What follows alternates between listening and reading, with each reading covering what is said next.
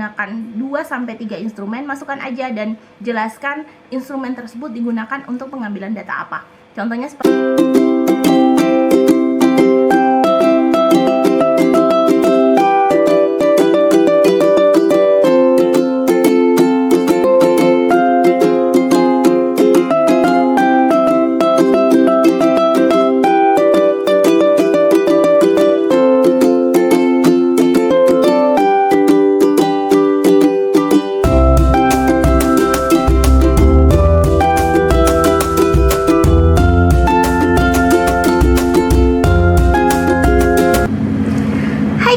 Assalamualaikum warahmatullahi wabarakatuh. Ketemu lagi bareng aku Isnawati. Gimana nih kabar kalian semua hari ini? Semoga kalian semua baik-baik saja.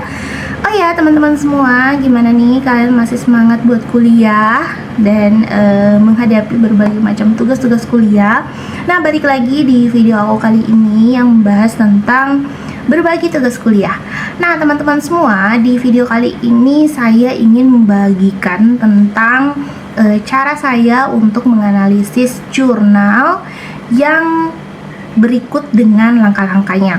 Nanti juga akan saya memberikan kepada kalian tabel untuk membuat analisis jurnal yang baik.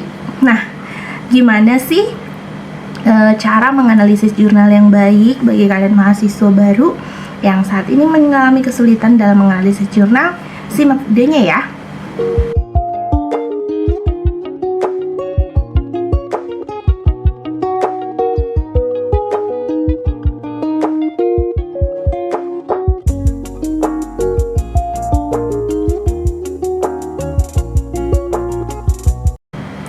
Nah, yang pertama adalah pilih jurnal yang relevan. Teman-teman semua, hal pertama yang harus kita lakukan adalah menentukan jurnal yang sesuai dengan topik atau bidang studi yang ingin kita analisis. Nah, pastikan jurnal tersebut memiliki reputasi yang baik dan diakui dalam bidangnya. Teman-teman semua, jadi kalau misalnya kalian sudah punya tema penelitian, sebaiknya gunakan tema penelitian itu dalam memilih jurnal. Misalnya nih, kalian ingin mengambil TIPEK, maka pilih tema TIPEK. Nah, setelah kalian menemukan tema tersebut, kalian bisa cari jurnalnya, baik itu di Scopus ataupun di ERIC, dan masih banyak lagi tempat untuk mencari jurnal lainnya. Nah, setelah kalian menemukannya, kalian cari atau ingin melihat indeks dari jurnal tersebut melalui skema GoJR. Nah, di skema GoJR ini untuk menentukan jurnal tersebut apakah indeksnya itu Q1 sampai Q4. Nah, saran dari aku sih mending kalian tuh pilih jurnal yang memang udah pas, yaitu jurnal yang udah Q1 sampai Q3. Nah, itu tuh udah bener-bener bagus jurnalnya. Dan jangan lupa jangan yang discontinue ya teman-teman. Yang kedua adalah baca abstrak dan ringkasan. Nah teman-teman semua, hal pertama yang harus kita lakukan adalah dengan memulai dengan membaca abstrak atau ringkasan jurnal. Nah, hal ini akan memberikan gambaran singkat tentang topik, tujuan, metode atau temuan dan kesimpulan dari penelitian pada jurnal tersebut. Nah, abstrak biasanya tersedia di bagian awal jurnal atau pada database online seperti ini. Nah, bagian atasnya itu, bagian atas abstrak itu biasanya sudah tersedia secara baik dan itu kalian bisa cek di situ. Yang ketiga adalah tinjau tujuan penelitian. Teman-teman semua, setelah kita membaca abstrak, maka kita harus memeriksa tujuan penelitian yang dijelaskan dalam jurnal. Dengan membaca tujuan penelitian tersebut, kita ingin mengetahui apa sih yang ingin dicapai oleh penulis jurnal tersebut. Apakah ada pertanyaan penelitian yang jelas atau hipotesis yang akan diuji pada jurnal tersebut. Yang keempat adalah periksa metode penelitian. Selanjutnya adalah kita meninjau metode penelitian yang digunakan pada penelitian tersebut. Nah, kita bisa melihat bagaimana data dikumpulkan, kemudian bagaimana rancangan penelitiannya apakah kuat atau tidak, apakah ada batasan atau metode yang digunakan pada penelitian tersebut. Nah, hal ini sangat penting ketika kita ingin melakukan analisis jurnal yang baik. Yang kelima adalah analisis hasil. Teman-teman semua ingin meneliti, ketika kita ingin menganalisis sebuah jurnal, maka hal yang paling penting kita lakukan adalah memperhatikan hasil penelitian yang dijelaskan dalam jurnal tersebut. Nah, di sini kita bisa mencari apakah temuan utama dalam penelitian tersebut, apakah hasilnya konsisten dengan tujuan penelitian atau hipotesis yang diajukan pada penelitian tersebut, apakah ada bukti atau data pendukung dari temuan tersebut. Nah, selanjutnya yang keenam adalah tinjau pembahasan. Teman-teman semua, pada bagian pembahasan di jurnal, di situ terlihat bagaimana penulis menginterpretasikan penelitiannya. Nah, apakah di dalam pembahasan tersebut ada penjelasan atau analisis tambahan yang dilakukan terkait temuan-temuan yang didapatkan oleh penulis, ataukah apakah ada perbandingan dengan penelitian sebelumnya. Nah, yang ketujuh adalah tinjau kesimpulan. Nah, teman-teman semua, dengan cara kita periksa kesimpulan penelitian yang dijelaskan dalam jurnal yang ingin kita analisis, kesimpulan tersebut apakah konsisten dengan hasil penelitian, apakah ada implikasi atau rekomendasi yang dijelaskan oleh peneliti pada kesimpulan tersebut. Yang kedelapan adalah referensi. Teman-teman semua, ketika kita menganalisis sebuah jurnal, maka kita harus periksa daftar referensi yang digunakan oleh penulis. Apakah ada penelitian terkait lainnya yang direferensikan dari penulis. Kemudian apakah referensi tersebut kredibel dan relevan dengan topik penelitian yang dilakukan oleh penulis jurnal tersebut. Yang kesembilan adalah evaluasi kekuatan dan kelemahan. Nah, teman-teman semua, ketika kita menganalisis sebuah jurnal, kita harus memberikan evaluasi apa sih kekuatan dari jurnal yang kita analisis dan kelebihan atau kelemahan dari jurnal yang kita teliti. Nah, kita harus meninjau kekuatan dan kelemahan penelitian yang dijelaskan dalam jurnal tersebut. Mungkin saja ada aspek-aspek yang perlu diperhatikan atau dikritisi.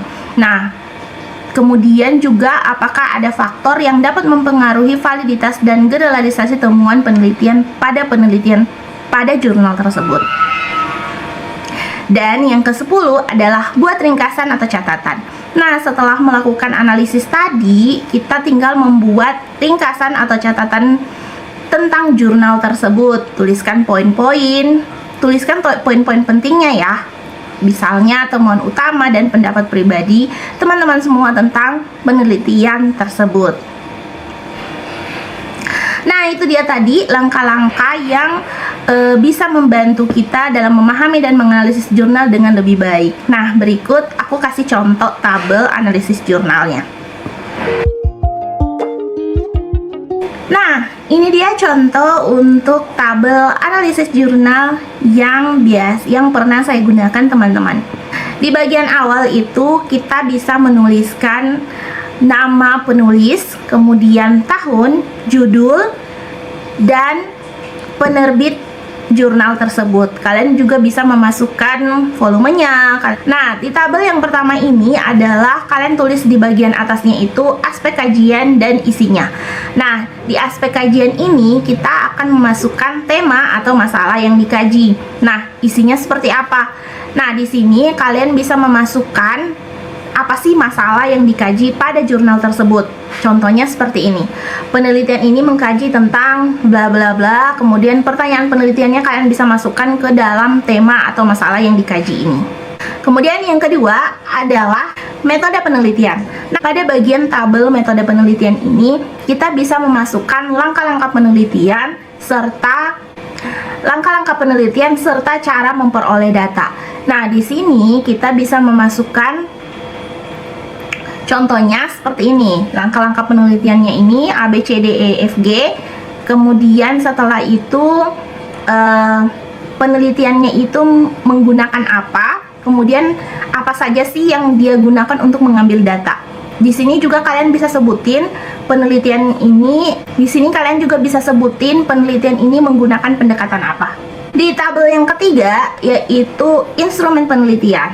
Nah, teman-teman semua, di bagian instrumen penelitian ini, kita bisa memasukkan instrumen-instrumen apa saja sih yang digunakan pada penelitian atau pada jurnal tersebut. Nah, misalnya dia menggunakan 2-3 instrumen, masukkan aja dan jelaskan instrumen tersebut digunakan untuk pengambilan data apa. Contohnya seperti ini. Misalnya lembar analisis digunakan untuk menganalisis dokumen. Kemudian panduan wawancara digunakan dalam wawancara. Seperti ini ya. Yang keempat adalah analisis data. Nah, teman-teman semua, pada bagian analisis data ini kita bisa memasukkan apa sih yang dilakukan oleh peneliti pada jurnal tersebut. Contohnya misalnya kayak gini. Dia menganalisis dokumen dan skrip hasil wawancara. Nah, di sini kita bisa menjelaskan apa sih bagaimana sih peneliti tersebut melakukan analisis data terhadap data yang ada pada jurnal tersebut. Kemudian di bagian analisis data ini kita juga bisa memasukkan hasil temuan atau konten yang menunjukkan bahwa penelitian tersebut dilakukan. Nah, kalian bisa memasukkan hasil temuannya di bagian analisis data ini. Nah, hasil temuan itu bisa jadi sesuai dengan instrumennya. Kalau misalnya instrumennya ada 2, berarti ada 2 hasil temuan yang akan kalian masukkan ke dalam tabel analisis data. Yang selanjutnya, yang terakhir, yang kelima, itu adalah kesimpulan. Nah, di kesimpulan ini kita bisa memasukkan pembahasan sedikit, kemudian di bagian bawahnya kalian bisa memasukkan kesimpulan dari penelitian atau jurnal yang sedang kalian analisis. Nah, di sini kita bisa memasukkan kesimpulannya dari jurnal tersebut. Dan yang paling penting itu adalah bagian ke-6 ini adalah komentar kritis. Teman-teman semua, untuk membuat sebuah tabel komentar kritis, sebenarnya hal-hal yang dikomentari itu ada berbagai macam. Di sini saya masukkan 7 komentar kritis. Yang pertama adalah tema jurnal tersebut. Kalian bisa mengomentari tema dari jurnal yang kalian analisis. Nah, di sini apakah tema tersebut sedang booming ataukah tema tersebut itu bagus untuk diangkat dalam penelitian dan lain sebagainya. Kemudian yang kedua adalah metode yang digunakan pada penelitian ini. Nah, metode yang digunakan pada penelitian ini apakah cocok digunakan pada jurnal tersebut atau tidak. Nah, di sini kalian bisa mengomentarinya. Kemudian yang ketiga adalah instrumen yang digunakan. Nah, instrumen yang digunakan ini kalian bisa komentari. Misalnya tujuan penelitiannya apa, kemudian instrumen yang digunakannya apa.